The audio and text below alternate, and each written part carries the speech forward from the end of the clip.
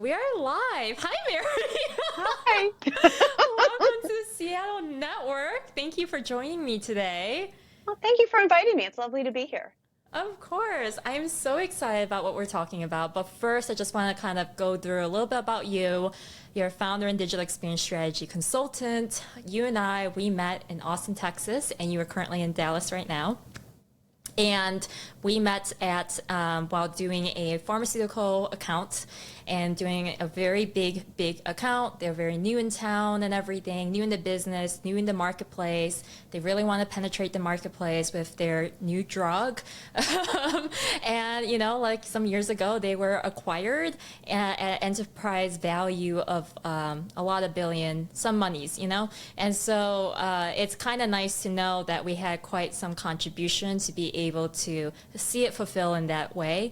But yeah, I want you to kind of tell me a little bit about you in a way that is a little bit of your storytelling and your background.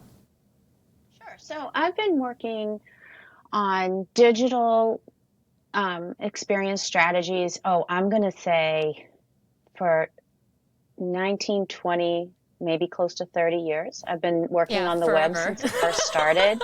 Yeah. Yeah, and I've worked in industries as diverse as travel, health insurance, healthcare, IT, SaaS products, B2B, B2C. To me, it's all about the people and the customer, right? Yeah. So we have all these different letters, but still all about people, right? And that's what I've kind of found throughout my whole career. Um, and also worked on like apps, on sites, on content strategies, at some points lead gen strategies and social media strategies. And again, it's all about communication, right, and Yeah. connection. It all comes down to Yeah. the same things: people and connection, It's united by incredible. technology. Go figure. Amazing. I love this because when with your background, it's like it's so true. And this is what I love talking to you about. Everything is when we met and how we connected. I mean, that's how we really talked to each other, and we played with each other at work in a way of like, okay, you've had so much experience in all these other industries, I did too, and so it was just game recognized game, and we were able to just get into the work. We're able to figure out. I was like, okay, how do we execute this? But then and then you're like, hey, how are we going to talk about this? Hey, and then we come together and we're like, hey, we need to talk to the client because they don't know what they're doing and they don't know what they want, which is the common thing always. And then we have to analyze it. We have to then understand what the actual problem is, and usually it's going back to the people, is understanding what they didn't understand and what the gap is, and then we have to reverse engineer that and then actually work on the real problem. So it's all through people. Yes, it's very deceptive. Technology is so deceptive. Yeah, I forgot to add, I also worked in with banking and financial, and it was people then too. It was always the Oh my people. gosh. Yeah. Okay. So to break it down as well, your entire background wasn't just like, it started kind of like in Fortune 500. You worked at HP, right? And at that point, I mean, so you've been on the dark side per se of like the client side. And you've also been on the other side. You've been Yeah, on every single side of the marketplace. And yeah, that's what makes you so knowledgeable and experienced, because you've seen it all and you've worked with startups and you've been able to understand and see yeah, firsthand all of the objections we love to talk about. yeah, yeah, yeah. One thing that's really interesting, because people will sometimes ask me, like, Yeah. why do you work on enterprises and startups? Like, what do they have in common? And a lot of times it's how to launch something new. Because, and even then, sometimes mid-sized companies forget this too, right? Because, all companies started as a startup at one point and they had to learn how to get something done. And then as time goes on and companies grow, fewer and fewer people will touch that point, right, of getting something new out the door. Usually it's iterating upon something that exists. So this kind of gets to larger companies. They've in some cases, they've lost the muscle, right? So Yeah. how do they go and get something done, right? Just something done to get started, because that's really all you need to iterate, right? You just need step one. And sometimes mid-sized companies will sometimes do that, less so. They still have that muscle, And sometimes startup just need a little help to get organized. I think that's a beautiful way to put it. That was actually a very PC way of putting it. Okay, let's put the PC stuff on the side for a second. So, because at the end of the day, we're all vendors, right? So in the marketplace, we're all vendors, whether you're big or small. And this is why I would love to kind of myth bust this whole thing between, you know, Fortune 500 versus startups, because we know both sides of the coin.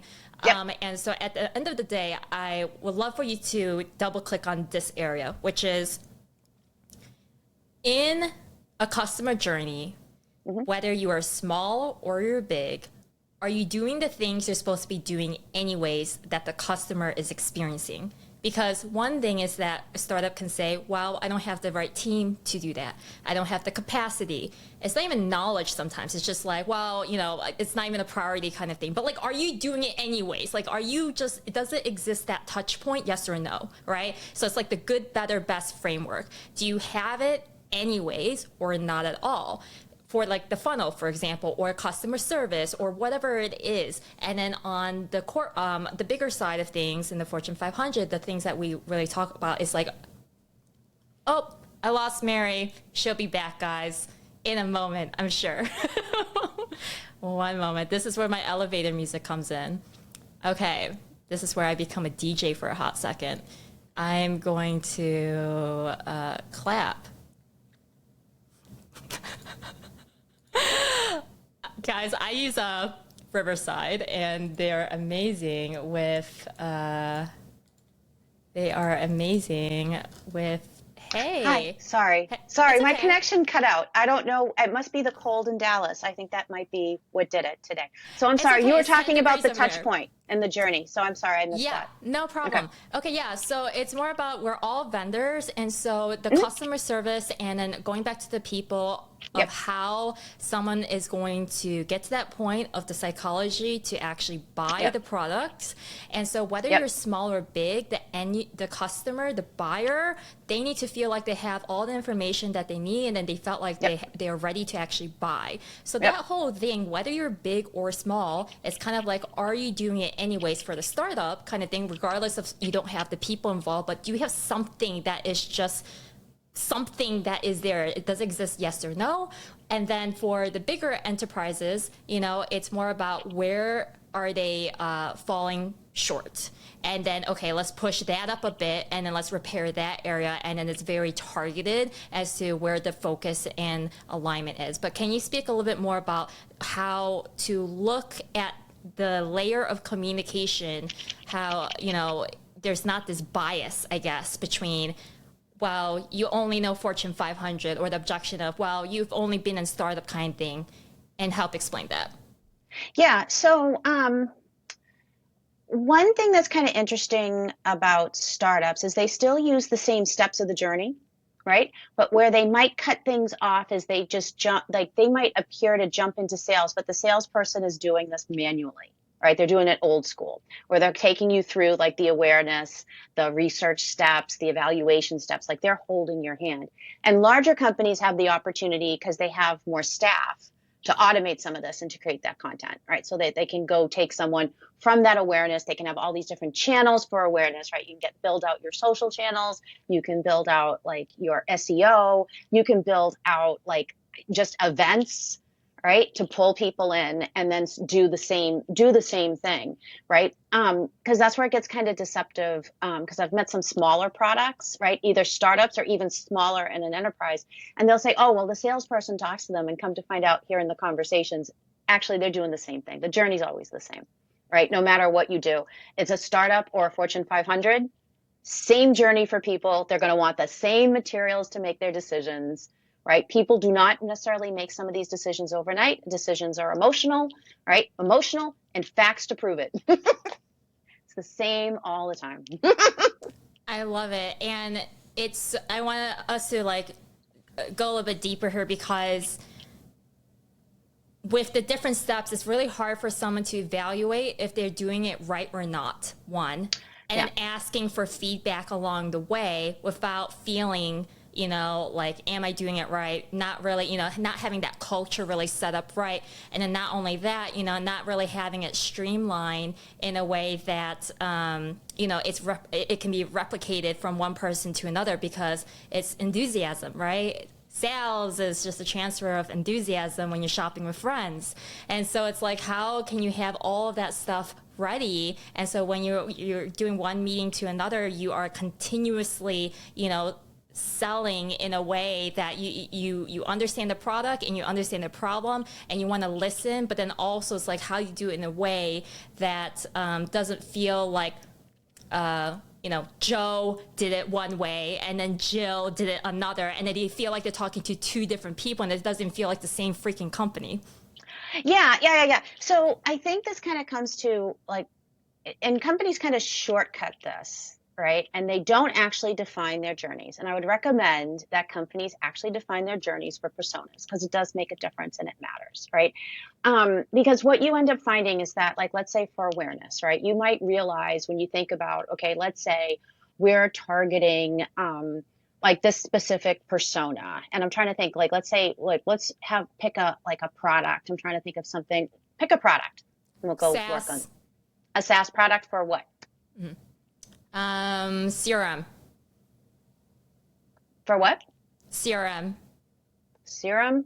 Like, what do you mean? I'm not following. CRM. Oh, CRM. Oh, yeah, okay, yeah. Okay. Sorry, I thought you meant said serum. I'm like, what did you do? It's okay. Okay, so CRM. So let's say you have CRM, and so let's say you're going to use like an executive in marketing, right? A marketing executive. Let's say the CMO is going to make the decision for this tool. So let's say awareness. So how do you do awareness? And let's say, you could even think, okay, the CMO is probably not going to hear about this. It's probably going to be their team, right? So it's probably like, let's have a few different, right? They'll make the decision to buy, right? But let's go to the director of marketing because they're probably going to be the one who does it, or let's say a marketing manager. So how do you build awareness for that, right? And so, everyone starts to think like, oh, SEO. Well, that's one way, right? And you can have one metric for that. Right? Because someone's not going to wake up in the morning and go, oh, hey, I want a CRM system. Nobody does that, right? Like there's a need that comes. Yeah. And so like, let's not just run to SEO. Like there might be social media, right? And how to use and how to integrate like different like doing some remarketing efforts, right? That connects the SEO with let's say some social media channels, right? Another thing is like events. There could be webinars, right? There could be other things like partnering, right? To build their awareness. And what is their pain point? Why are they coming to you? What's their emotional problem, right? Because this is where I think people get a little like, it gets a little messy because like sometimes people will say, well, oh, they have this need, right? Well, this is the problem we're solving. But no, the awareness is emotional. Yeah. Where are they feeling their fear? And their fear is we're not making our numbers because we don't know who our customers are anymore. It's escaped us. So how do we fix that? And let's say they're smaller. We don't have any budget and we're in a panic because our competitors will eat our lunch, right? Mm-hmm.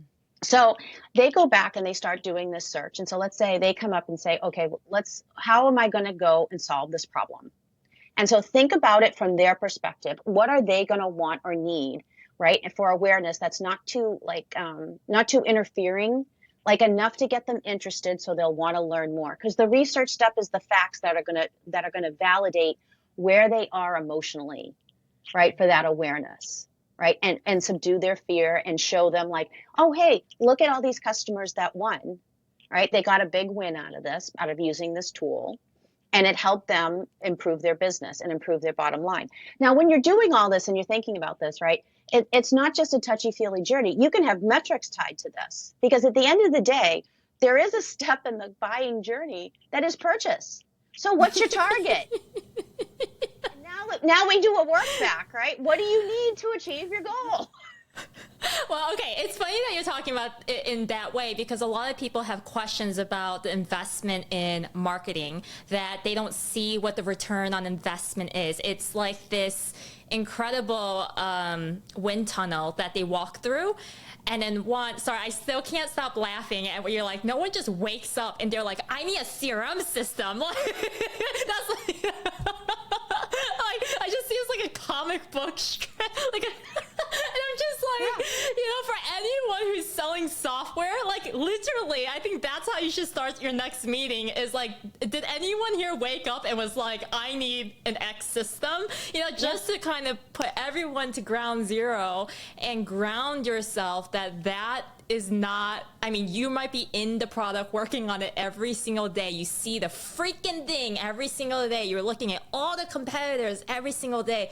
But, we're talking about different stages of like awareness, which is the discoverability, it's the top of funnel. It's what are the natural behaviors that everyone is kind of doing things and how they hear about things and how do they see about things and what things are top of mind. And then it's like going into the mid funnel and, what do they actually need? And do you even look the part of being at the top of the marketplace with your competitors? Because investors are not going to invest in you if there's not a TAM and there's not other competitors, because you want to have vendor bids. You want at least 3. Like, that is cool to be in that round, to be, if the CRM is like HubSpot versus X, right? It's like, okay, kind of thing, like you want that. And so it's like, okay, when they're at that stage, okay, then we have these resources, and maybe it's just that one feature. Maybe there's that marketing manager that's like, it takes me 10 damn seconds to do this one thing because it just always lags. It could just be the most stupidest reason, and they would switch for a better feature that is just that one little thing. But if you can really understand what that pain point is, oh my God, they would just be like, wow, my life is just so much easier, because you don't want someone to be obsessed about your product every day. You just want it as part of it, so natural, like they're just switching on the light, right? Well, there's a few things I want to add here. One is Edelman did a trust report about how people buy, and actually trust is a huge factor. So you have to build that in, and that's also with the emotional response, right? So people are like, they're fearful, like I'm having a hard time doing what I want to do. I can't really achieve this, right? So they're looking for something specific, and there's change involved, right? So they've got to trust that you're going to have what they want, right? And that you're going to be able to help them. And you're going to help them feel a hug. And I'll say, and I use like hugs all the time. Like, that's what people want, right? And even when I talk to customers, right? Customers actually, they want to be part of a community. They want to be part of something bigger, right? And that's why companies that have like forums and different types of customer groups and other types of things, that like they'll have competitions. That's why customers love it, right? Because they're part of something else. They get to share their ideas and their views. And if you can, and customers also understand price points, and they know where they are in a grouping. Like, for example, it's interesting you bring up HubSpot, because I worked with a group. They didn't have a lot of money. They didn't have money for HubSpot, right? So we tried to get them something else. And the thing is, they weren't very technical. So even then, HubSpot would have been honestly out of reach for them to set it up. Mm-hmm. But they used Gmail.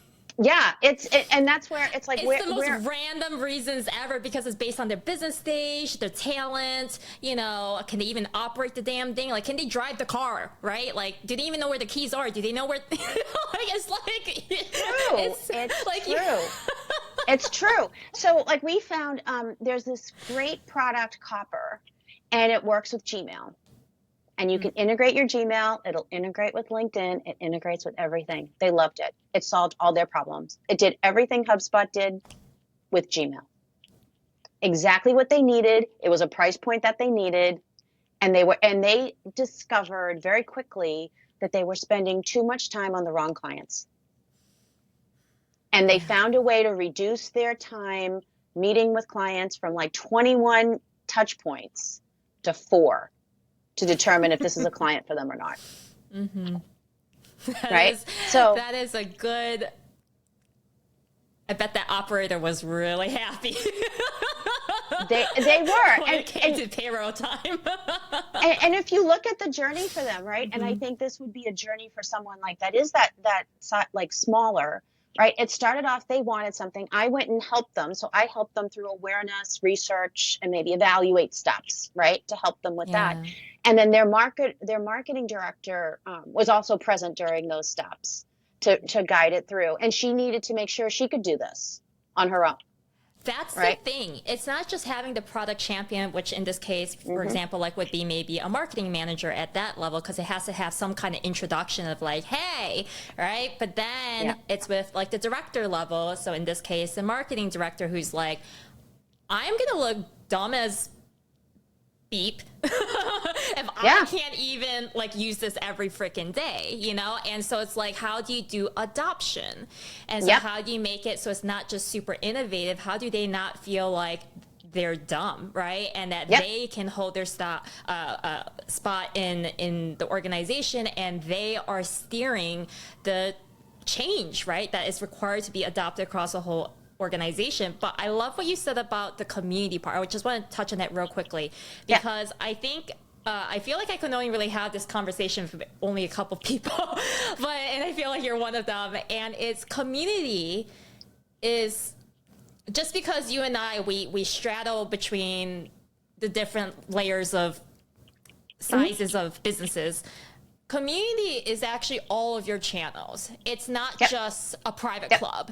It's not just your customers. It's not just your VIPs. It's not just the only person that maybe Joe and Jill talked to. I don't know. Sorry, I don't know where Joe and Jill came up, but Joe and Jill here as an example.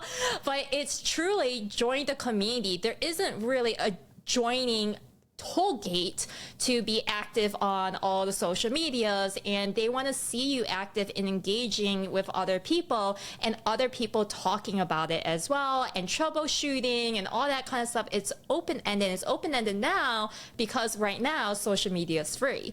When it isn't later on, then, you know, that's a whole nother story. But to the point of like what community actually means, it's not just something that's private and exclusive, is kind of my point of, I would love for you to talk about what community actually means, because I feel like there's a lot of different interpretations of community depending on where you spend your time. So that might be a lot like volunteering, or, you know, all this kind of stuff, or within the neighborhood or a suburb or something like that. It's interesting you bring this up. So, you have people who are converted into a community, right? So they've bought in, right? And they're in, like, and bought in is more like bought into the idea. So you could be bought into the product and you're converted, like you've gone through adoption, you're in it, you're using it, you're successful in it, you love it, right? And you're probably like, those are your biggest cheerleaders, right? In and honestly, any type of community, right?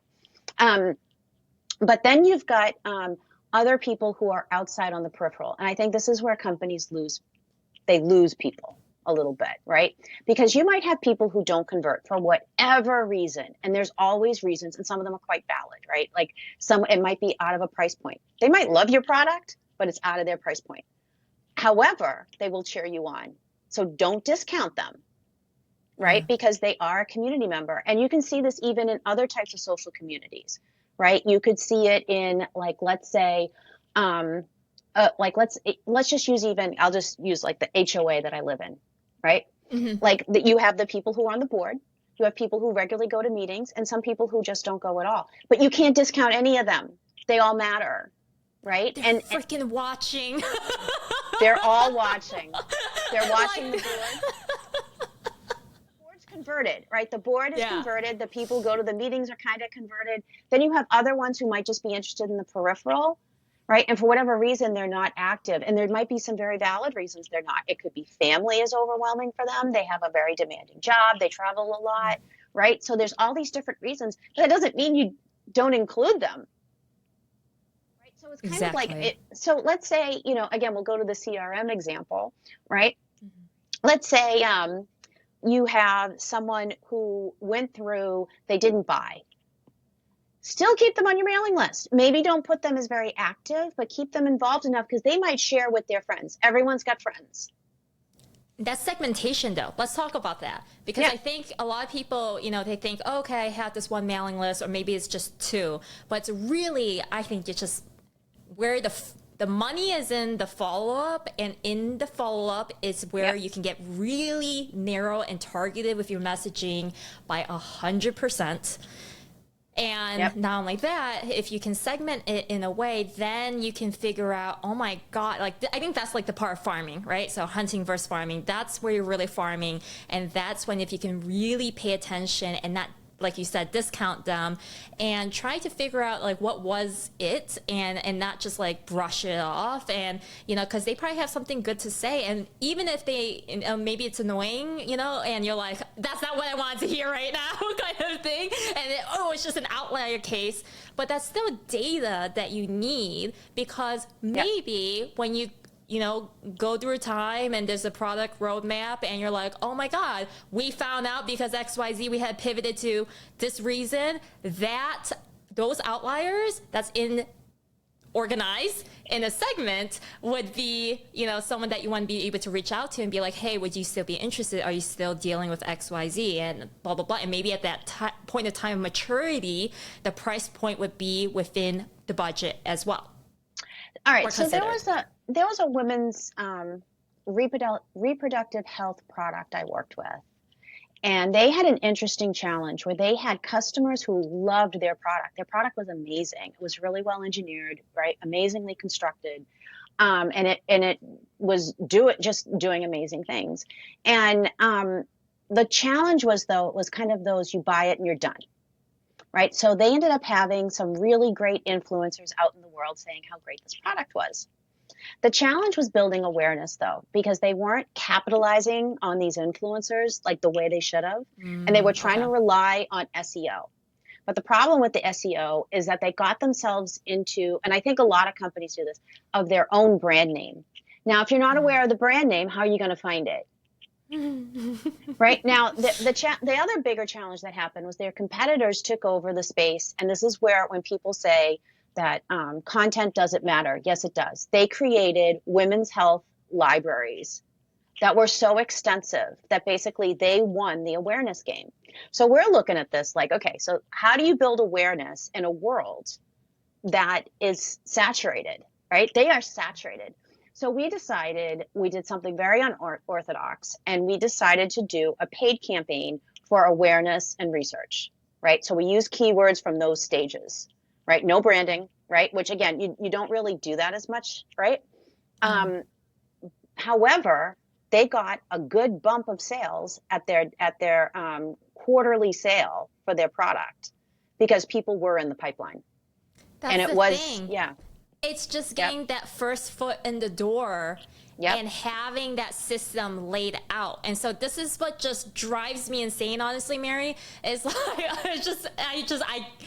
I don't know why the same framework does not exist when it comes. I don't know why marketing is such a black hole for a lot of people. I have a lot of reasons. I know the reasons, but at the same time, I'm just like, I don't understand why you wouldn't use the same principle on marketing, which is like, if you were to build a system, like, where are people gonna go? Like, just have one anyways, It's like, just think about where they're gonna go, what are they gonna see, where do you want them to go, where will they land? And you can't just like spray and pray, you want to be able to, you're doing this because there is money involved, there is reputation involved, there is investment involved for all of this to happen. And to the point of influencers, I mean, you can't just, sorry, that is crazy. Sorry. Because a lot of them have been, influencer marketing is like a whole nother thing with Bobber. I'm like, okay, let's not spiral down there. But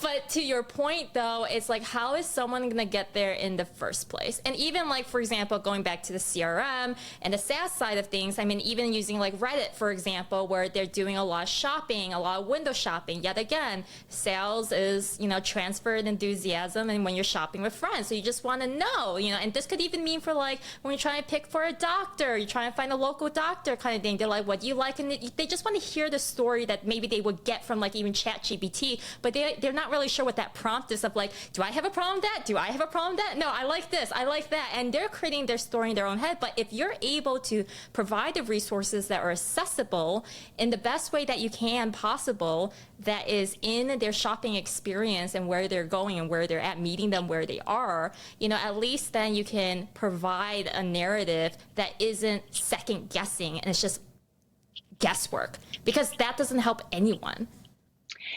It's when you're saying with the shopping with friends, I'm working on an app product to help recommend green businesses.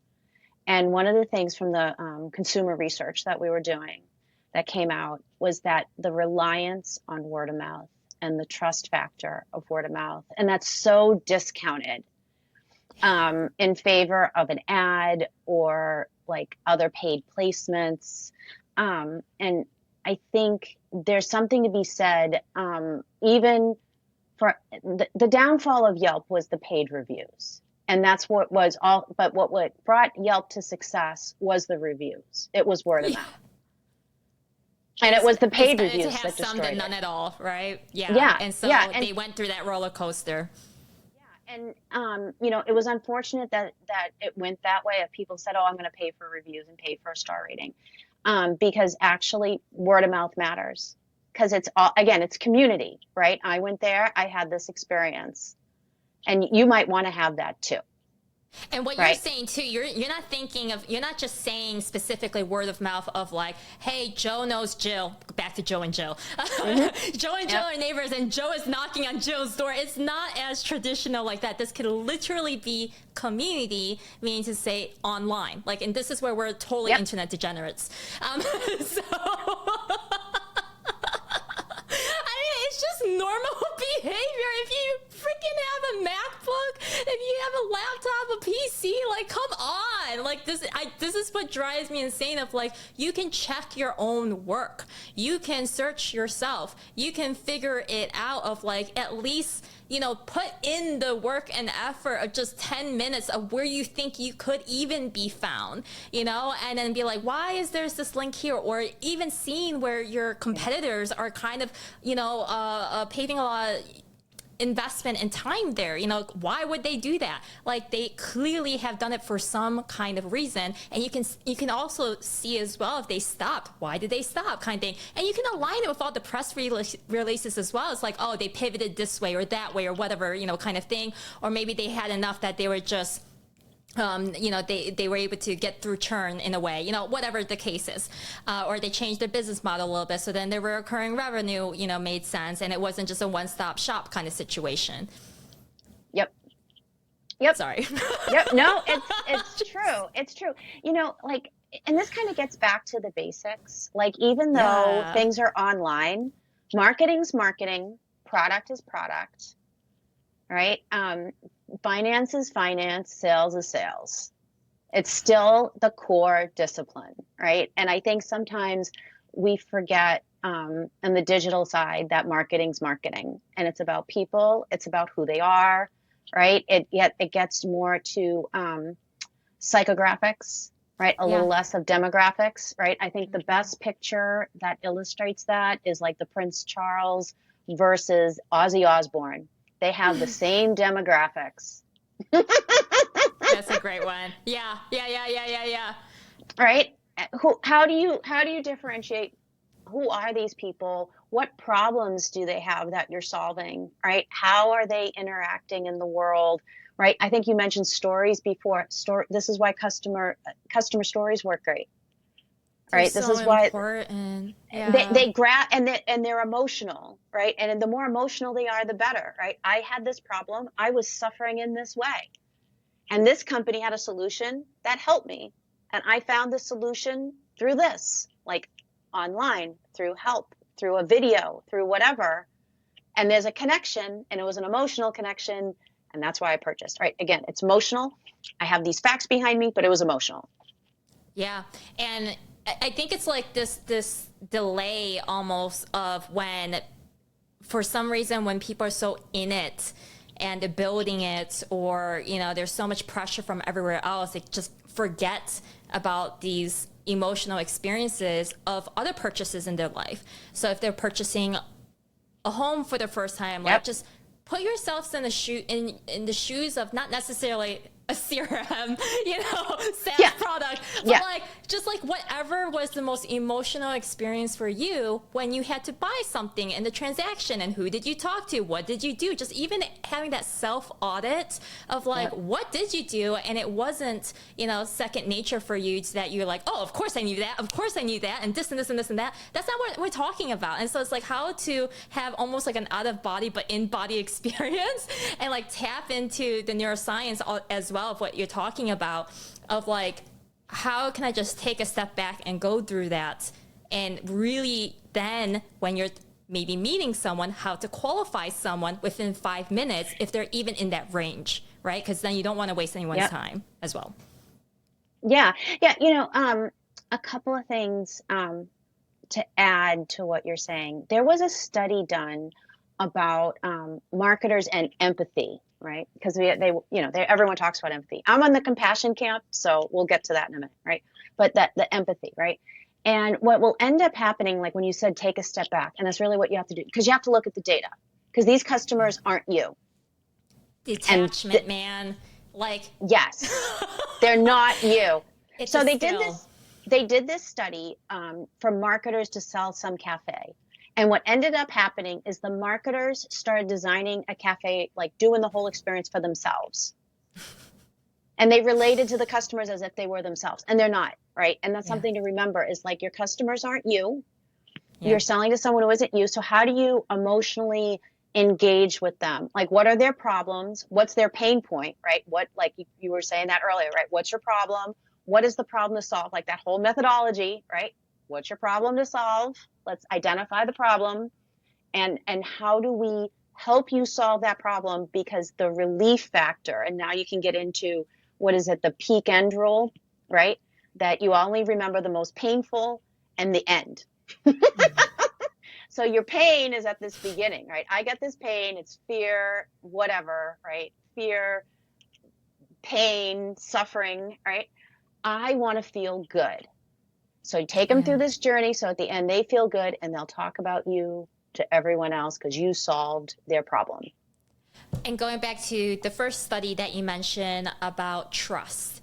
Yes. Trust is so important, because the trust enables for someone to feel comfortable and safe with you, to sit in the same mental room together, to say what they're actually dealing with and what they actually fear of. Like, they can't click a button. It's just to simplify. Like whatever it could be. Or like, I've been using Hotmail my whole life, and now I now am forced to use Gmail. It could be like the most granular things that you wouldn't even think of like, whoa, that was even the problem kind of thing, but they're so amazing in all these other things. And so like how to make them feel like they're not going to be ousted, one, that you're going to be a good friend, that you're going to, help them through it and get to that other side, two, and three, you're going to hold them accountable to, overcome that challenge and overcome that obstacle, because it shouldn't be an obstacle anyways. And that's why,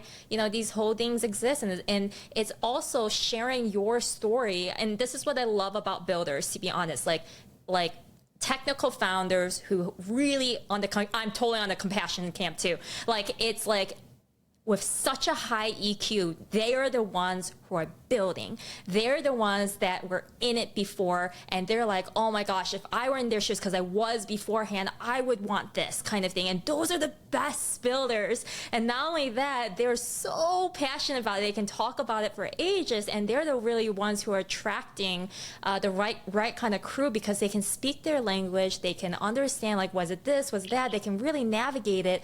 And the compassion part of how can you feel like you are not necessarily being a cheerleader at that point, but just like I can listen because I can trust that whatever I'm saying is you're gonna help me like move past this kind of thing. We can like laugh about it later on over some beers or something like that, or past the years of like, oh my gosh, I was using Hotmail until this time.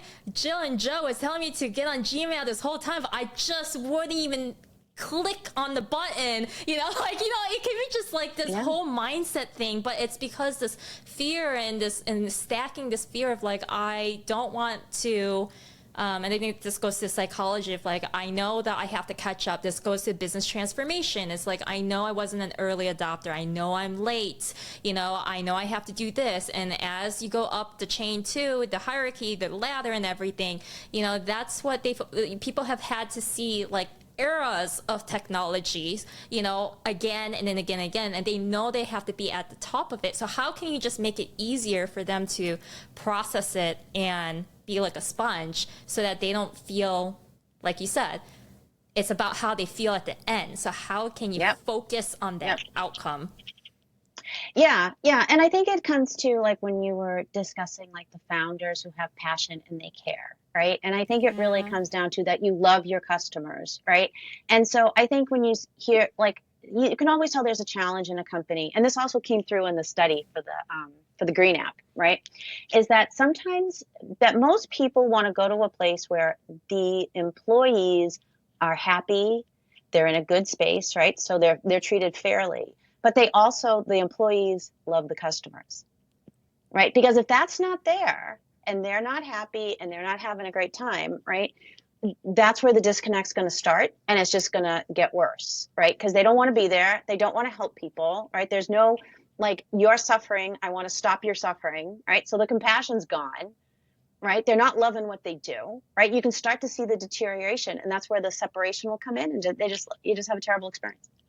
So what you're describing too is when there's a founder-led sale and you are now in a changing and transitioning to a different business stage of growth, and you're increasing employees, and now at this point you're establishing culture. But not only that, probably with founder-led sales, you weren't documenting, or there were, you had a divide and conquer. So you may have not shared homework or notes on how it was done, which I think is which is a lack of transparency. But those are technically your internal case studies that you should be actually sharing at frequent town halls, so that the new folks on board, or even at the same level, can be like, oh, let me try that, or let me check out this kind of thing, and you can be in the same boat together. And this is a great segue to that next bullet point of the risk of staff and project misalignment. Yes. The question I ask to everybody all the time, like I caught myself after we talked before, I caught myself in this. Are we aligned? Like, that's all I ask people all the time. Are we aligned? Are we aligned? Like I said, alignment is key to getting anything done. Let's talk about the basics of that in communication. Just people, communication, alignment, and agreement, and the art of negotiation, and playing on the same playing field, and being on the same team. Because just like making it bare bones. Because I think it's where the lack of interpersonal skills really come in. And this has nothing to do with you being an extrovert or introvert. It's just, Can we talk about a little bit more about that area? And then, to me, consensus building, right, is building consensus. And that doesn't mean that like you're giving up anything, right? Because I think they have the like, there's different types of agreements, right? And you can have sometimes like, there's the one where you're giving up something, right? And you're having some sort of negotiation. And this way it's consensus. How do we all win?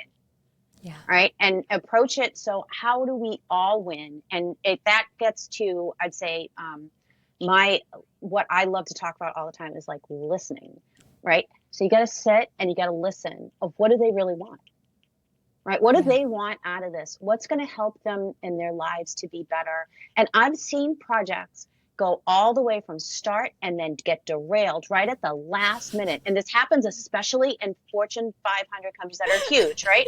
And someone comes from a team And they come in and they go, no, I don't like it. And you know what? If you listen to them in the beginning, they might have been really quiet. Why were they quiet? There was something wrong. And it was something that they knew this isn't going to fly. But if you listen to them and incorporated their feedback, right? And that was something I really learned at HP. You get all your stakeholders, listen to all their feedback, what works, what doesn't work, take it all in and build that consensus. Because this is what we're doing. Are we all aligned? Right? And then go through the process. Are we aligned? And when someone's not aligned, like, why are we not aligned? Right? And make sure that they feel, that's the whole, like, was it feeling the culture with belonging and the trust? Do you feel that you can even say that? Like, I'm not aligned. Like, I don't like what you're doing. And this is why. This is why I don't think it'll work. Yeah. But I think this will work, because if you're in the mindset of consensus, you're going to say, this is why I think it will work. I want to add a different analogy to add on to that, because how when I got pushed into boardrooms to talk to multiple stakeholders to maximize the digital solution was kind of my specialty. And I walked in. This is how I did it, Mary. I used a technique that is not really anything secretive whatsoever. And the technique I used was as if I had a family and I was at a dinner table. And if I had a family dinner table and with 6 people, grandma, grandpa, mom, dad, uncle, whatever, sister, brother, whoever, and the dog, whatever's in the room. And when walking in, you wouldn't just say, how are you? Hi, how are you, to one person? Or how was your day, to one person? Or can you pass me the salt and pepper, to just, blah, blah, blah, blah, blah. And so it's talking to everyone and making everyone say something while in that room, because that hour, that half hour, that 15 minutes is the most freaking expensive hour for everyone. And that's why timing, scheduling, being really good with your calendar, time management, facilitating the right players in the room, everyone who is involved in the RACI, you're either responsible or accountable. You have to be what's the third one? Sorry, consulted and informed. And it was like how to get everyone in the room to then say something and not let them get away as well, even if they're having a bad day, because. Sometimes we flew to those freaking meetings, and those meetings were so important. They were so crucial because it was entirely impossible to get CMOs in the same room, or the CTOs, or CPOs, or the CEO kind of thingy. And it's just like how to get everyone to feel safe, to be able to say something, and giving the same time slot too. That was the most important. The second technique was, okay, if that person, these 3 out of 12 people were speaking 80% of the time, I will cut the meeting basically 10 minutes before it was supposed to end. And then I allocate that time for the other folks, because I'm like, you guys, there's something going on. And then it's usually IT that's like, wow, hold on.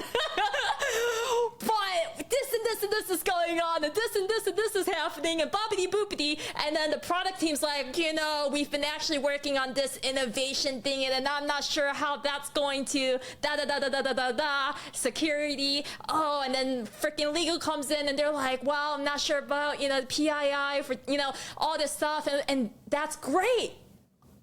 Voice it, because that allows us to put it into the timeline, to actually, and then also address those concerns, because they are real concerns. And those conversations, Mary, that was like the best end product that we're able to get to because of facilitating the conversation. And so I love that you said that, because it's the different analogies, I think, for people to understand. It's like, they're not scary. They're human. They're there for a reason, right? No matter what, the truth and time will always prevail. like someone is going to find out one day somehow. So just put it on the table now. And then going back to what we're talking about, the agreements. You know, you brought up something about the safety because I was looking for like, because that's, you know, the hot topic of like, how do you feel safe to say these things? And I've been thinking a lot about that, right? Like with Ooh. the agreements and Mm-hmm. safety. And it comes to listening. And what it really comes down to, like from all I've been thinking about, is acceptance, right? And are you going to accept what people are telling you, right? Yeah. Or are you going to try to push, like you were saying, like, is it scary, right? And it's not scary, right? Yeah. You have to accept, like, it's better for someone to tell you the truth and to address the truth. Like, how many, like, I've said to teams and leaders have said to me, I'd rather hear the truth as early as possible, even if it's terrible, than to lie about it and to hide it. And then it comes out in a weird way and everything goes off the rails. And you know, because we've been in advertising, you know, we see it all the time. It's like Yep. when something goes down, whoever is on an account, they Yep. lose anyone who's on the account. Doesn't matter if Yep. you're an engineer, Yep. doesn't matter if you're Yep. creative, doesn't matter. It doesn't matter if you're assigned to that account and that was the only account you're on, you're gone. Because Yep. that one mistake and everyone was just kind of sugarcoating it, or there Yep. was a lack of communication and lack of transparency between managerial people or in the accounts, executives kind of thing, to the people who are doing it. They're like, well, they don't need to know that information. That's why we have the brief system and we have, you know, workflow processes and really extensive communication experience to be able to be open about it. But that's so hard because culturally, it comes from the top as well, of them saying, we have to write this down. We need to have a contact report. You know, it's part of how do we communicate. And sometimes even when you're sitting in the same room, you might not even be in the same place. So going back to the safety part. The safety and then the acceptance, right? Are you accepting That could that be a maybe Slack channel, someone's, right? yeah, like is someone, like, are you accepting what you're being told? Or Yeah. or is someone accepting what you're telling them? Like how many times I know I've been in a number of meetings where I'll tell someone something and they just don't accept it. Right. And they just kind of just gloss over it, or someone else has to tell them, right? Like they're just not accepting the information. So acceptance is part of listening. And if there was more of that, like, cause again, you can't get to safety without it. You can't get to consensus without it. Right. And like you're good at acceptance of what's happening, right? Because that doesn't always happen in teams, right? Someone will want something a certain way. This Yeah. is like years and years ago. I was on a project where the project manager just so desperately wanted things to happen. She kind of made stuff, and the project was failing, but she wouldn't accept it. And she ended up rolling off because she just couldn't accept what was happening in the project, the dynamics. And you know what? What's sad? It could have been fixed. If she sat down and listened and accepted what everyone said, she could have brought us to consensus and fixed it all. Yeah. It's the art of negotiating. It's Yep. truly communication skills. And even Yep. the whole project manager part, I mean, going back to startups for a second, I mean, they don't really have that. Project management is part of the skill sets that they have to equip along the way. It's not exactly a position that they can technically hire or they see value of because they think everyone should be a grown up as they are, which is there's some truth in it, but I think it's more about, you know, what we're trying to say is that the line of communication is like a switchboard. And if you are going to go dark and you are not going to share with your co-founders, you know, hey, this is actually how I was able to get the sale. Or even though this was a close buddy of mine that I had the relationship with, and they would say it's about the relationship and stuff like that. Share how with the people that you work with on the team that you're in, how you did it, and maybe it will increase your odds. I don't know, go figure, of, you know, maybe because you're on the same team. And I think it goes back, Mary, about personal agendas and then, you know, layers of resentment. And then also like maybe things aren't working kind of thing. It's like, and I love how you talk about this in general, because it goes back to about people. And can you talk a little bit more about an experience that you've seen that a different experience that you've seen where in detail of how it just kind of really just kind of exploded? You think everything's going well, or maybe not, I don't know, but like, is there another example that you can talk about of where just teamwork not being aligned on the same, like a concrete example of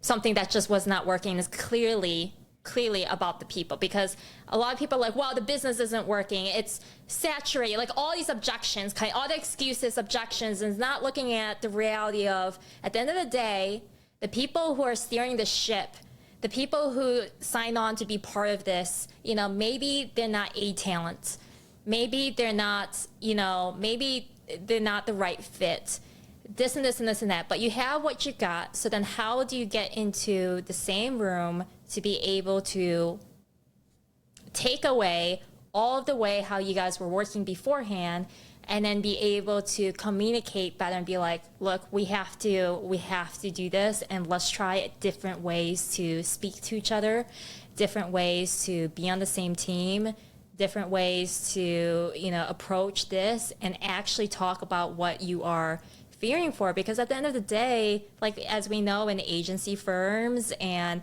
with, they're all kind of small businesses in effect, like up to 28 million, revenue a year is what a small business is considered a small business. And so it's like, you're all kind of in the same boat. So it's like, how do you actually talk about the fears? So I would love to know if there's any more studies or, from your experience. Yeah, I think one of the fears, and there's a couple that come to mind, but they kind of go to the same. I'll use this one example because it kind of comes to the same thing, and it has to do with acceptance of your role and how you can contribute best and own that, right? And I think sometimes in teams, there gets to be territory, and I'll share the story in a minute, right? But it kind of gets to like, you get like a little territorial, or you might think you might know more than your colleagues, right? Or that you might be able to do something better, right? Or you're so driven to get something done, like you might think it's easier. And I think sometimes startup founders do this, right? We need to get it done. We need to get it done by this date and this and this and this, right? Rather than looking at these are the problems, this is how we can make a better solution. So in one case, I was working with a startup. There were the business analysts, and they were creating their spreadsheets. And it was getting the data ready for the developers. And I was cautioning everyone, please just give them the data, explain the data relationships of how you want things to map and the formulas and all of that, do that separate. Let the developers put it together. Do not tell them how to put it together, right? To give them the guidance, like the what, but the how, let them figure that out, right? Step aside. No one listened. So what happened was they did what they wanted, right? And they started building things out the way they thought it should work, right? And they started doing the how, and the developers got it. And the developers were like, should we do it the way we really want to do it, or the way you planned how to do it? And they had to have the uncomfortable conversation, right? Of, this isn't how we would build it. Yeah. Right. And it's kind of like going and everyone knowing their strengths. Like, what are you bringing to the table? Right. Yeah. And I know that's overused a lot, and it's not used in great ways. But it's so true. It's easier said than done. And that is required to know where you fit in the racy for every project. Yep. Yep. And who's making the final decision? Who can contribute best in different areas, right? And where should you not be? Because I think another example I could use is, like, there was one point in my career, I did QA to fill in blanks, right? And I did it because we didn't have someone, and it wasn't being invested. And I'm like, I didn't want a lousy product to my name, right? Like, I'll just be honest, right? So I started doing this, right? Well, what happened where it all got screwy, right, was that people started expecting me to be the QA expert. And I'm like, whoa, right? Like, QA is a whole discipline. I'm pitch hitting because I don't want this to my name.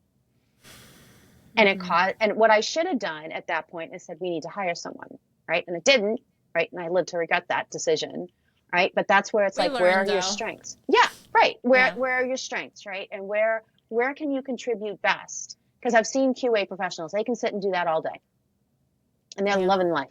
They really do. They love it when you ask them for the first pass, and then the second, they're like, yes, let's go. I found today. Isn't this great? Right? Like, and I know I find it, and part of me, when I find a bug, it's more like, oh, good. We're going to prevent the client from seeing it, right? Or we're going to prevent the public from seeing it, and we're going to have a good product. QA doesn't necessarily see it that way, right? They see, like, yes, they want a good product, but it's not the same motivation, right? My motivation is like different. It's slightly different. It's similar, but it's different. Yeah. So then let's come back to B2B with the people stuff, because B2B is an amazing topic. It's really, really amazing because it's very, I can talk a lot about this, but I want you to kind of share your point of view of what you're seeing in the marketplace today of maybe a common or uncommon problems that you have come across that, you know, anyone who's listening, they could really, really use your mentorship here because they need to get their head out of their asses, you know, and have start the conversation of communication of like, what did we agree on? You know, who's bringing what to the table? Are we even addressing any of this? If we just put this under the rug, you know? So what are some, and talking about like complex sales processes, because that's what you navigate the best in.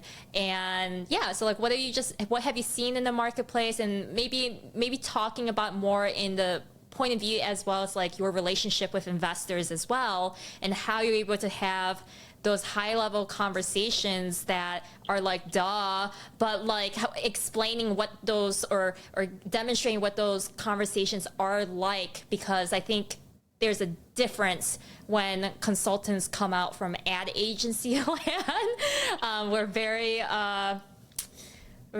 kind of a different kind of breed, I think, than what people think we are. We've seen it all. Well, I think to start with B2B is first remember that they're people, right? And I think that gets lost. You think you're selling to a business, but a business is made of people, and people have emotions and fears and suffering and all that jazz, right? So, I would say the next part is that there are a lot of people involved in the decision. And this is where B2B is a lot like B2C, right? And we forget this. So if you go to the store, right, and let's say you have a family, right, and you go to the store and you're trying to figure out what cookies to buy. Well, you're thinking about what do your kids want? What does your partner want? Maybe if you have extended family, what do they want? Maybe I have to buy a few different types of cookies, right? So now we bring that into a company and we have to buy software. So how does this all kind of go, right?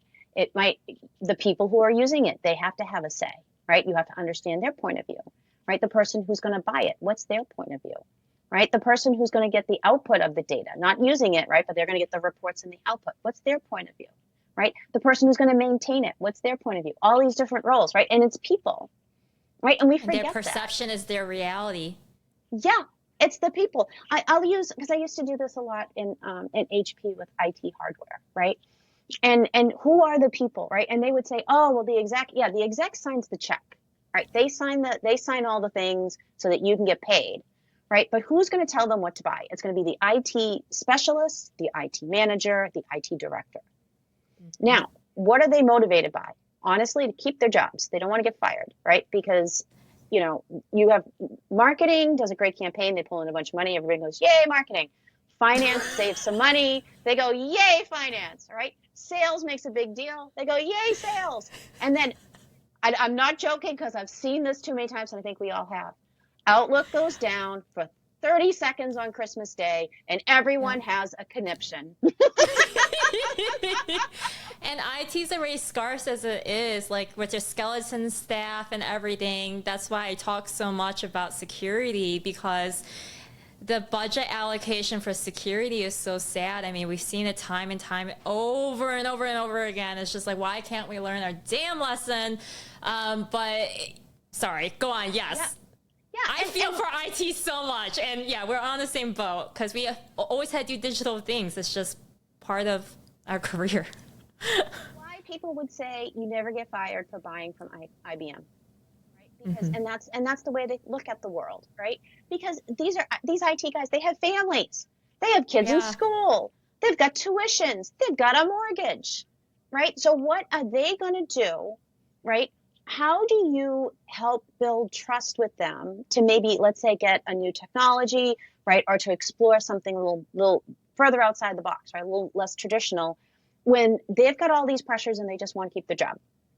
Yeah. When they know, right, that on Christmas Day, Outlook's down for 5 minutes, they're going to hear it from 50 people, like, don't you have a holiday, right? But they know that this is how it goes, right? So how do you work with them, right? And how do you sell to them? And again, we get back to emotions, right? How do you help them trust you? How do you help them? How do you connect with them, right? And again, we're back to people. It's the same as selling let's say Oreo cookies. Yeah. The kids might want the Oreos. The husband might want the Oreos. The wife might want the Oreos, right? The extended family might want the Oreos, right? How do you work this? Because there's no such thing as anything is really a simple buy. A car isn't a simple buy, right? Nothing is. Yeah. The more the budget goes up, the more people involved. Yeah. But and stakeholders, right? And it's like you might think that there's only, and even if you're like, oh, I found a few more stakeholders, there's always a bunch more stakeholders. Yet again, we're talking about the people who are always watching, the people, you know, who are watching and you don't know that they're watching, kind of thing. And I think that's kind of where you can, luck to me is where when preparation meets opportunity.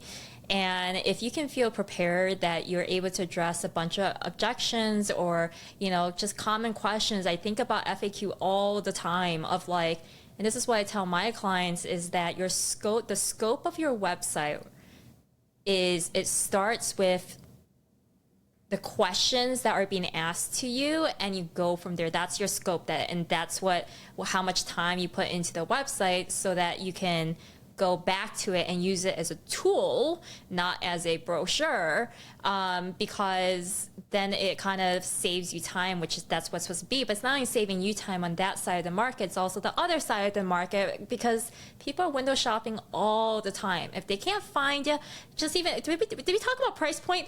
It's like, even like the price point kind of situation. It's just like, you know, have the freaking price on there. Like, you're gonna waste everyone's freaking time. Oh, but this and this and this and that, like just one, I don't care, lowest tier, like a number.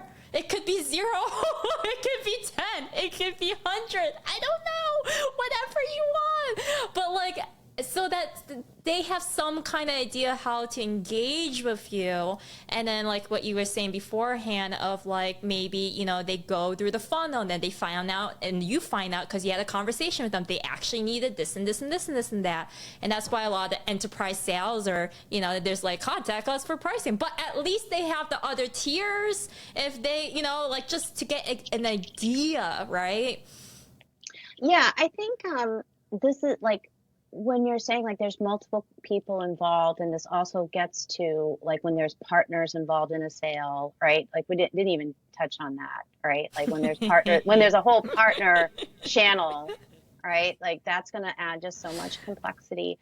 And then the idea of price can help people understand where they're at, where they fall, like with this vendor. And I think anytime someone says call for enterprise dollars, like that means we're going to be in for a negotiation. We're talking about seats, we're talking about sizes, right? And that there's a size point to this. So if you're smaller, it's going to be a little cheaper and it could be within your budget. If it's larger, possibly not. I know this was years ago, and it was kind of funny. We were looking for a marketing automation tool, and I was working with a client on this, and we brought in one. It was much on the cheaper end. We brought in 3, like a cheap, middle, and then Eloqua, right, at the time. So we bring in Eloqua, and I remember they brought in a solution architect, and I just remember looking at that going, oh, we can't afford them. Like, we should just tell them to go home. We're just going to waste everybody's time. So what ended up happening is they have all these features. Here's a right? cookie.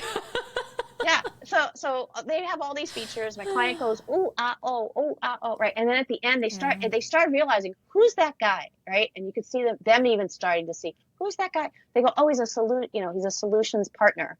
And then you could see them go, oh, like, we can't afford that.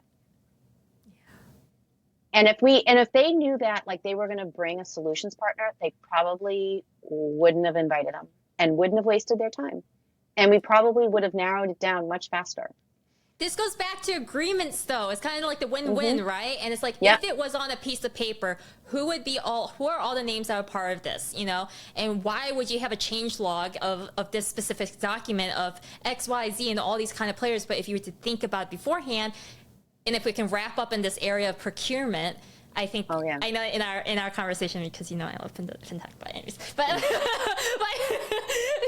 but I think this information is very helpful for people, because we talked a lot about, when I think there's this perception that, whether it's consultants or, business folks that, are kind of outsiders in a way, of trying to help guide and coach, or trying to relieve a certain problem. And then let's say, at the very end, the deal is almost there. It's almost there. And one thing in our previous conversation, it was like, do you look professional, yes or no? And it's the procurement side of things. So can you tap a little bit more on how, because I love reverse engineering. I am a fan. I am like, yeah, let's do it this way. But if we can talk about procurement and how the big guy and the small guy, because this is the complex, going back to B2B, finishing up on this B2B side of it, like enterprise sales cycles, complex sales, multiple stakeholders, the ones that are silent, the ones that were never even in the conversation. You don't even know what their name is, but they're there. They're in the shadows, they're lurking, and you still have to be talking to them, even if you think you're not talking to them.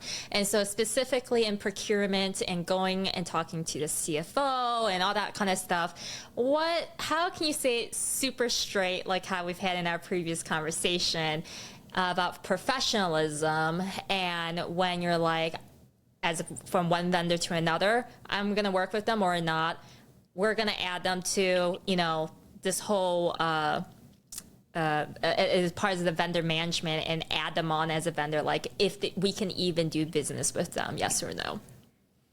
I think this kind of starts to, and again, it gets to the customer conversation and with the personas and with the journeys, right? Not all like your targets, right?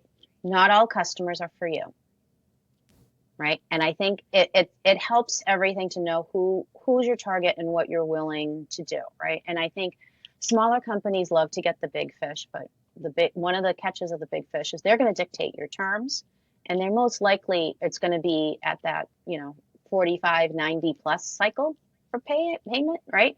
And you have to be ready for that, right? Or ready how to accept, right, those terms, right, and what that really means, because they're not going to pay you faster, right?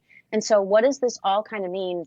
And can your company support that? Maybe you should be working with smaller, who will go on a 30-day cycle, right? Because that's the way they're working themselves, right? So when it gets to like the terms and how, like, maybe that's where subscription works really well with smaller, right? Because they can do like maybe, let's say, and I'm just going to do easy numbers, right? Let's say it's $24,000 for the year. They could do a $2,000 a month, right? Versus a larger company might want to pay the 24 upfront, right? Or you could charge them more. Yes, but you're not going to get that money right away. It's not how they roll, right? So this is something to consider, I think, when you're working and choosing who's your customer and who they are, right? So it's great to know who is our product made for, who is the ideal customer, but there's more to it than maybe just it's the product plus, right? There's a little more there. And I know, like, I was talking with a colleague about a potential product company that we were starting to brainstorm on. And that was one of the things of like, it might work better for smaller, right? Small to mid-size, Yeah. right? And over time, the big ones will come in because they'll see this, right? We might not have to hire someone who's going to be like big guns money, right? We could do it cheaper. But even then, it's like, okay, we're going to have to charge them more, right? Because we're going to have to do things a little differently for them, right? And think that through at the front, because if you do get that call, what are you going to do? What are you going to say? Because you're going to be ready for that. So I hope that, Yeah. does that answer kind of where you were kind of going? Yeah, I think like the billings is one thing, but it's more about like if you aren't seen as a company that is able to process the just paperwork, right? If you don't have your ducks in a row of like like in black and white, how much does it cost? What are you about? Like, this isn't marketing jargon or anything. If you start there and understand what the agreement would look like, and who is all involved and what your terms are, it would then narrow down to what that customer journey would actually look like that you would be able to properly behave in or have a good go at. And then to your point about, you know, enterprise sales that might take too long, but in between, and even you're still going for that, great. But I think what we're trying to say is the same thing is, go for mid-market so you can get the reviews. Go get, you know what I mean, in between. Get that trust, get some of that case studies in, be able to nurture and follow up to have these different point of views, to be able to show that you're able to, you're showing activity, I think is the best way to also put it too. You're bringing something up that's really interesting, because then this kind of gets to with going mid-market before you go really, you know, go, like people say the whole, oh, go big or go home. Well, sometimes it's a little better to not maybe go big, right? And it kind of gets to to what you just said with mid-market, because you get some reviews, you get some customer stories. Those are really important, right? Again, we're selling to people. But something that the big fish do is the due diligence, right? And this kind of gets back to with procurement. If you're small, they are going to dictate the terms, right? And if you're perceived as a little bigger, they'll listen to your terms a little more. And especially as they're doing the due diligence, right? Because they're going to want to know, are you going to be around in 5 years, right? 10 years? Bingo. How long are you going to, right? And if you're too startup-y, right, and you're very scrappy, they might admire that. They might love the challenge to the technology, right? They might love the innovation. But what might scare them is that you know, if let's say you're a startup new, someone in a Fortune 500, right, loves your, let's say CRM innovation. They love what you offer, but they already have a CRM tool. How's this going to work with that? And if they're going to use it and pilot it to replace it, are you going to be around in 5 years? And that's a risk. How do you see it as a guarantee, or have you seen, so going back to that first bullet point of, you know, trusting a startup's point of view versus Fortune 500 of like, how can a startup position themselves, or are there certain guarantees that it may give them the runway to have the conversation or to seal it? And are there some examples that you would be able to share with technical founders that are building a CRM app right now? A little leg up here. Well, you know, I'd say, you know, it kind of gets to, you have to get a few example projects, right? So either do it for free, do it for low. I would not recommend free. I never recommend free. Free means no. Try to get a fee, right? Pay, maybe just at least pay everyone's time, right? Like do something really basic. If it's a product, even like pay something basic and then some modifications based on people's time, right? Find a way to get some revenue so they take you seriously, and don't go after the big fish right away, right? Get some smaller fish, right? That kind of like what you're doing, and they will convert, and they think you're the best thing ever, right? And get them to also talk for you and their time. Yeah. Yeah. And it's not like, you know, everyone wants to think that, oh, you go after the big ones and make the big splash. But enterprise class also comes with enterprise things, meaning security, like what you were mentioning before. You need to have the enterprise workflow. Yes. And they also expect that the account person, who's going to be around to answer any question that they want, right? Or Yeah. anything that they're going to get their custom, right? Because they're dropping a lot of coin. So they're Yeah. expecting a lot of coin in response. So, right, like a lot of time from you back, right? Yeah. So, there's a lot that comes with that. Enterprise And level customer service that yes, is yes, set in a million different labels, Mary. It is incredible the number of labels that's been created to do. I don't know. It's crazy. I think it's just crazy where, like what you were saying in the middle of this, you're like, look, it's business basics. You got sales, you got marketing, you got HR, you got legal, you got product, you know what I mean? And it's like, that's what we're trying to say here is like, when you are a vendor, are you spinning all your wheels at the same time to operate as a business? And then in addition of that, like, are you doing it at all? Are you doing any of those activities at all that then mirrors up to the customer journey, and you're providing a actual experience that it can be valued rather than feeling the pressure and weight of just the world that's surrounding you? That's where, for someone who's a new technical founder, here's what I would recommend, right? Get a really good salesperson, partner with a really good salesperson, right? And have them work through it so you get like a sale for a group that's achievable, right? Based on your target, right? And it depends, right? And I hate giving that answer, but it's true. There's no magic bullet, right? It depends. There's no magic in this world, right? So depending on how that comes out, right? Then start to build out marketing, right? And start to look at your journey, right? Because the salesperson is going to be doing the manual steps of those awareness, research, evaluate, and purchase, and onboarding. Like, they're going to do the whole thing. It's And going to be they manual. have to share the game tape, though. They have to share what they actually did, or else no one can jump off from anything. So if they are hiding things, or they are not thinking it's important to communicate it, or they think it's in the past, dead fucking wrong. To add, right? This is where it's really important, I think, for any company, right, to be taken seriously. Get a CRM. Like, get something like a Copper. We're talking about CRM as And I tell this to all clients, like, get something, right? Get a Copper because it goes in Gmail. Get HubSpot because pretty straightforward, right? Look for something that'll work for you, and get a CRM because you just need to get your customers' data and get used to that habit, right? And get used to understanding how many touch points do you have. Right, some real basics, right? Again, because the first few sales is going to be very, very manual, and you're going to have salespeople that are doing all the steps. They're trying to figure this out, like what's going to work best. The way I kind of see things now, and I want to do more research in it, but like successful startups, they have communities, right? They're able to build a community, and that's why they succeed. Look at something like a Warby Parker. They defined a really clear problem. People who can't leave their research labs to get glasses, for God's sakes, right? It's that specific.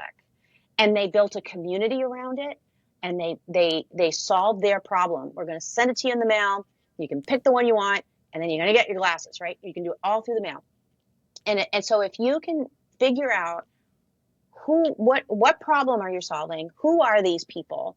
Do I have a community of people around them? And start building that, right? And get people to test your product, right? Your beta testers, and start to build your community. Get some people interested to purchase it. Don't go after big fish right now. You're not ready. Play that right now. Right? Unless you do this and partner with the big fish. Now that's a different ballgame, and that's a whole different discussion. 100%. Right? But if you're partnered with them and they're commissioning this, they might just take you in, and that's fine, right? But just be prepared for that. But even that, I mean, that's a sale.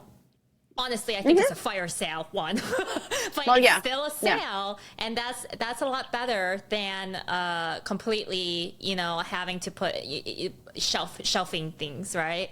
Yep. That's great advice. Yep. Like for the customer journey, and we talk about this a lot, and I feel like I can talk to you ages about this just because we've seen so many custom digital solutions in our time. And it's really about talking to people, listening, like you said, active listening, getting the right stakeholders, not being scared to ask, who do we need to talk to?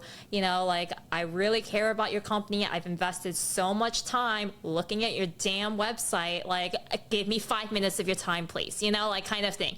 You know, Yep. can you spare me 5 minutes kind of thing? Like, I spent like 15 minutes on yours kind of thing. But like, whatever your personality is. But I love how you put about the salesperson. Just to wrap up on that, is the disclaimer I would put on that is that sales is very interesting, because the story that you're selling to sell to an investor is very different to the story that you're selling to. I talk about like a house all the time. Yeah. It's like the front of the house are your prospects, you know, your customers, maybe your dream client, your dream customer within range and all that kind of stuff. And they're like, and they're the strangers kind of thing. They should be strangers. Or it's like brand recognition of the word of mouth. Oh my God, I was there, or da da da da. And then the side of the house is a completely different story, because you're selling, you know, the culture and the business side for talent acquisition, and you want to attract a talent, you know, so that it all works and all that kind of stuff. And then the back of the house, which is the back of the kitchen, and, you know, the investors see all the shits and giggles, and, you know, and they're able to really, but it's a different kind of story. And you can't just be like, wow, I spent all that time on that story, I'm going to use it for this and this and that. And I feel like that comes through experience, and also, you know, being able to ask for help from people who, you know, have gone through the different touch points, and seeing how you maneuver and navigate storytelling. Yeah, I would recommend, for someone who's going to the investor, a couple of things. One, never lie about your money, because they see it. They know, right? They will know. They'll know if they're being snowed, and they'll know if the numbers don't add, or if they're too aggressive. Like, they have a good I'm clipping that. The snowed part. Don't snow them. They know. They know. They've It's also seen 10 it all. degrees in Dallas right now. Yeah. They see it all, right? They really have. The next thing is that an investor is buying into the leadership. They're buying into who's doing the pitching, the CEO, right? And they need to trust them that they're gonna make this happen before they can give them the money, right? And things happen, but if they're not trusting the executive, and the executive doesn't share their story, and they can't really trust them, and they don't think that they can make it, you're not going to get the money, right? And especially if they see like funny money, right? They're out. And they'll be nice about it. They'll go, "Thank you so much. That was a lovely meeting." Yeah. Sorry, I'm just like, funny money. I love that. They'll see funny money. They'll see funny money. They see right through it. They really do. They do all day, right? They get balance sheets, they get these perspective books, and they look at them, and they're like, "How does that happen?" You can't trick them. And they're not supposed to be. That's the thing. You're on the same freaking team.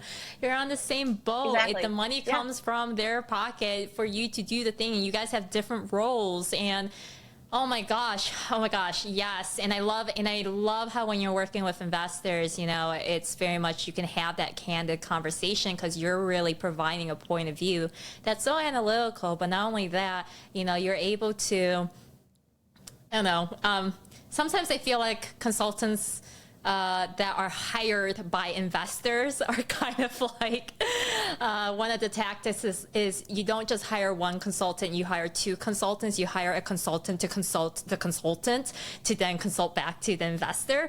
That is a real thing, and because they want to make sure that the money is being worked at, and they're not just talking, they're you know, walking the talk kind of thing. And it's real, and you know, you want to have the backups to make sure, because the investors shouldn't be on the ground. That's the day-to-day operators who are having to, you know, really be in the details, and they should be the one to trust. And I love the underdog story when hearing this part of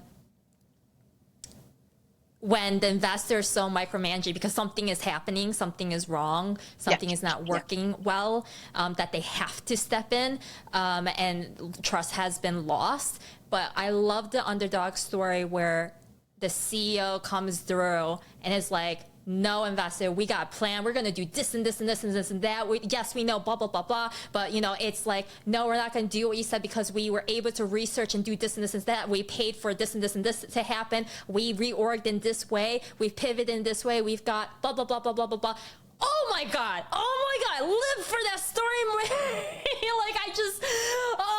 It's so good. And it's just like, it's like the best emotional sell too of like, that's the value, when the leadership just changes and it's like an overnight thing, and it's not an overnight success story, but it feels like it's an overnight thing because emotionally that they're all rowing in a different direction. Oh, thank you, Mary. Yeah. And it's kind of, it goes back to acceptance, that the CEO needs to accept where they are. Yeah. Because honestly, your investor did. That's where they live. Yeah, and the CEO did something right for the investor to have said, yes, they did something right. Yeah. Yeah, because someone's not going to, they invest in you because they see that you're going to do it. That's where the whole relationship kind of starts, right? Like they go, yeah, you're going to be able to do this. Yeah. And, a lot of startups fail. Yeah, 90%. But they believe that you can pull it off. And I think a challenge sometimes is the CEO doesn't believe they can pull it off. So we need to be a cheerleader. Everyone needs to be a cheerleader for all the CEOs. Well, one another thing I would say is, you can't do this alone, right? And we go back to community. 100%. You can't do this alone. Rely on your advisors, rely on the investors. A lot of times these advisors and investors, they've been there. They know. Yeah. They will tell you what to do. Life doesn't have to be so hard, right? We're told all the time, oh, you got to do it by yourself, by your bootstraps, nonsense, right? No, don't do that. Like, listen to people. They'll tell you what they did. Like, they might even help you. They might give you the introduction you need. They might give you everything you need. Don't try to work so hard. Don't take it for granted either, is what I would say. Yeah. I think a lot of people take it for granted, or they're not able to see it, because I kind of see it's like almost pressure. When you're under so much pressure, it might just turn into like a broken pipe and just water gushing everywhere. Or under pressure, you can make diamonds. And sometimes, it's which way you're going to go. And I love what you're saying about the listening, because it's your mentors, it's your advisors, it's the consultancy, it's the people who care about you, it's the people who have interest in you, invested in time thinking about you and what you want, and they're bringing their expertise to the table, and being able to compartmentalize and separate out to be able to move forward, and it's not having to go all ham in it. It's just try it and say, okay, it didn't work out, try it didn't work out, and also then you will build a muscle to see what all the advisories on the table, kind of like poker, and be like, you can say no, you can say yes, you can bet on it, kind of thing, but not listening at all, and not trying something, and it's just the cost of inaction is greater than trying anything at all. So customer experience, touch points, have something, then nothing at all. Right, Mary? Well, yeah. And just one last thing too, is when you're talking to people and getting their advice, take something up that happens when you do consumer research, right? I'll do it with, like, when I research in companies, like with talking to employees, or I'm talking with consumers. You're looking for convergence, right? Yeah. So if you have 2 or 3 advisors who give you the same piece of advice, you might want to take it. Yep. Seriously. Seriously. If everybody's all over the board, you might have a more complex problem, and you got to figure out how to talk to them a little better about it. But honestly, like when you talk to a bunch of consumers and they start to converge at certain points, that's an insight. Right? I talk to employees and I hear the same story again and again and again and again. That's an insight, right? If you're talking to your advisors and they're all telling you like more or less the same thing, that's an insight. You might want to take it. This is what I'm talking about, even basic in sales, FAQ. What's happening in the demo room? What are the questions that they're asking? What are the common Yes. ones? And so listen to that, because they can't freaking find it. And that could be an easy thing that you can just remove the friction, so you can get on to the next touch point and get on to the next and get to that freaking finish line, right? Like, let's all eat some cake, right? That's funny. It's about a celebration. Oh my gosh, Mary, thank you so much for this incredible time. Oh my gosh, you just spit so much fire and just so much value. Like, thank you for spending this time together with me to be able to have this really open mentorship masterclass. I'm so excited. Like, in my head, I'm just like all these different quotes that are just like, yes, yes, yes, yes, yes, yes, yes, yes, yes. And, you know, it's just like sometimes, you know, when it comes to marketing and customer experience and customer journeys and everything, and people that don't want to listen, or they don't feel like they can afford to listen. But if they're in the game of business, they're an active participant in the marketplace, it is essential, it is non-negotiable to be able to do it than nothing at all. So thank you for giving people a heads up there. And also, I think it's better to also hear it from someone else and not just the same voice over and over again.